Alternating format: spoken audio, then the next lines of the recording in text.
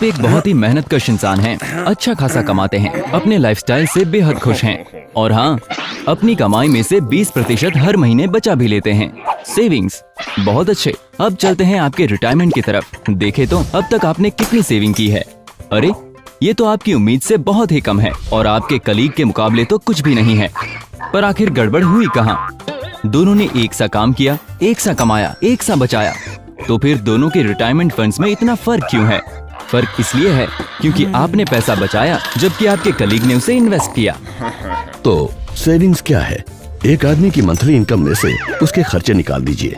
ये खर्चे कुछ भी हो सकते हैं, खाना पीना, मूवी देखना, मॉल में जाना, बच्चों की स्कूल फीस या घर या कार के EMIs या कुछ और। इन खर्चों के बाद जो पैसा बचेगा वो होगा सरप्लस। तो फिर इन्वेस्टिंग क्या है? सारे खर्चों के बाद जो रकम बचती है वो कहलाती है सेविंग्स, जबकि इन्वेस्टिंग इसी रकम को बढ़ाने की क्रिया है। कंफ्यूज्ड? इसे हम इस तरह समझ सकते हैं, आपके पास आम की 100 गुठलियाँ हैं, ये है आपकी सेविंग्स। अब या तो आप इन्हें इस बक्से में जमा करके खुश रहिए, जो काफी बेवकूफी भरा काम होगा, या फिर आप थोड़ी सी होशियारी दिखाते हुए इन्हें जमीन में गाड़ सकते हैं। अगर आप जरा सी प्लानिंग करें और थोड़े से सब्र से काम लें, तो आपको मिलेगा असली फलों से भरपूर आम के पेड़ों का एक झुंड। इसलिए गुठली को बेकार न छोड़ें, उसे जमीन में उगाकर तब तक देखभाल करें जब तक वो पेड़ नहीं बन जाती। ये सारी क्रिया इन्वेस्टिंग की क्रिया की तरह ही है। इसको इस तरह से देखिए, सेविंग्स कच्चा माल है और इन्वेस्टिंग वो क्रिया जिससे उसका फायदा उठाया जा सकता है। तो शुरुआत सेविंग से करें और फिर उसे सही इन्वेस्टमेंट ऑप्शंस में इन्वेस्ट करके नेक्स्ट लेवल तक पहुंच जाएं। और ये नेक्स्ट लेवल है क्या और सेविंग्स को वहां तक ले जाने की क्या जरूरत है? मान लीजिए आप अपनी बेटी को 10 साल बाद डॉक्टर बनाना चाहते हैं और उसकी पढ़ाई का कुल खर्चा आज के हिसाब से करीब 50 लाख रुपए का होता है। मतलब अगर आप हर साल 5 लाख रुपए बचाएं तो 10 साल बाद आपके पास पूरे 50 लाख रुपए जमा हो जाएंगे। सही बात है ना? पर क्या 10 साल बाद भी उसके लिए इतना पैसा काफी होगा? नहीं। तो इसके लिए जिम्मेदार कौन है? इन्फ्लेशन। 10 साल बाद 6% के एवरेज इन्फ्लेशन रेट से उसी पढ़ाई का खर्चा 89 लाख से भी ज्यादा हो चुका होगा।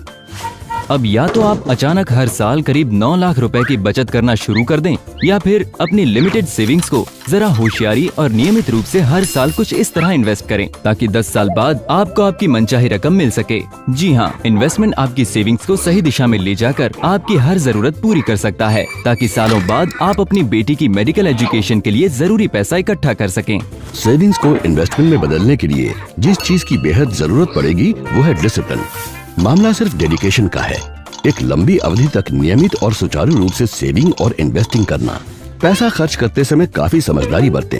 अपनी रकम को लक्ष्य ध्यान में रखते हुए इन्वेस्ट करें और लक्ष्य को पाने की समय सीमा निश्चित कर लें। सेविंग्स और इन्वेस्टमेंट एक ही सिक्के के दो पहलू हैं। सेविंग से फ्यूचर गोल्स को प्लान किया जा सकता है, तो समझदारी से इन्वेस्ट करके उन गोल्स को पाया जा सकता है। क्योंकि ऐसी डिसिप्लिन भरी सेविंग का फायदा ही क्या जिसे समझदारी के साथ इन्वेस्ट ही न किया जाए। चलिए इस सब पर आखिरी नजर डाल लेते हैं। अपने खर्चों पर काबू रखकर आप बचत कर सकते हैं। नियमित बचत करें, लंबे समय तक करें और उसे सही तरीके से समझदारी के साथ इन्वेस्ट करें।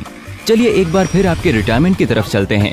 वाह, आप तो 65 साल की उम्र में भी ऐश कर रहे हैं। बड़ी आसान सी बात है, बचत करें और इन्वेस्ट करें।